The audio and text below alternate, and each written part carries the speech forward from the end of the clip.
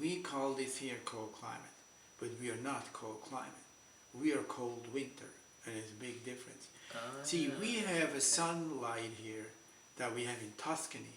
We are actually here further south than where we were in Tuscany. Really? Yeah, Yes. because I think Toronto's on Marseille, I think, something like that, isn't it? Yeah. It's on the same latitude. So you see, the sun here Yeah. comes in at an angle where it's very intense. Now, you see, cold climate is totally different. And cold climate is like Pfalz, Alsace, but even like for Mosel, Yeah. all this, Mm-hmm. Champagne, Mm-hmm. and the sun comes in at a much lower angle. Oh, okay. And the intensity of the sun is just totally different. Okay. Not only that, we have the advantage here of the cooling effect of the grape. Because people assume... the lake? Of the lake, yeah. Okay. People always assume that one of the main factors in ripening of the grapes is the heat, but it's not the heat, it's the sun. Mm-hmm. And the heat can actually be against because if it's too hot, leaves don't work. They make siesta. Okay. And the critical temperature is about 40 degrees Celsius. And 40 degrees Celsius on the surface of the leaf in July, you have this quite fast. So in other words, if you have a real hot day, most of the day these leaves, they just don't work. But if you have this cooling effect from the lake, which we do have, then they can work the whole day, the whole sun hours that the sun is there. And the difference can be big. Like if you get over 40 degrees, if there's no wind, let's say, hot day, the sun shines, the 40-degree temperature is obtained already even before 10 o'clock in the morning.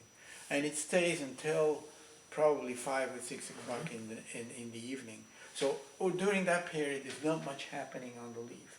There is before and after. Now if you have the cooling effect, and it keeps the temperature around 40 or even below, you have all day. So there's all these hours between 10 and 5 o'clock in the evening, and that's already 7 hours of more photosynthesis. And that explains why we can have a ripening very, very fast. But also it explains, for instance, why grapes like Riesling that are really cold climate grapes, they like the sun coming in below, they don't like this fast, they like this slow maturing like in the Mosel.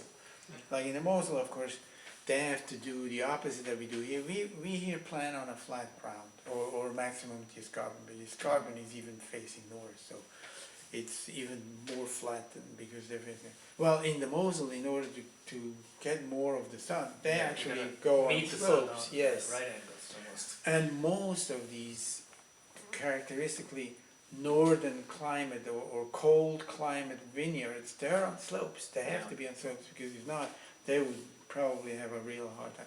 In fact, in areas, real cold climate areas, the difference between a bad year and a good year is very pronounced.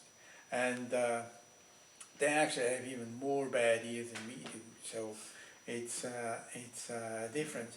So this whole thing with cold climate, I mean, it's just being repeated and repeated, but you have to be very careful with this. In a cold climate area, definitely a Cabernet Sauvignon would not ripen.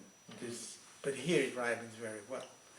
It can have problems with winter kill, but this is a totally different thing. This is cold winter. And every grape can have problems with winter kill because of the cold winter, the temperatures that go below 80, -18 and stuff like that. But this is really a different thing.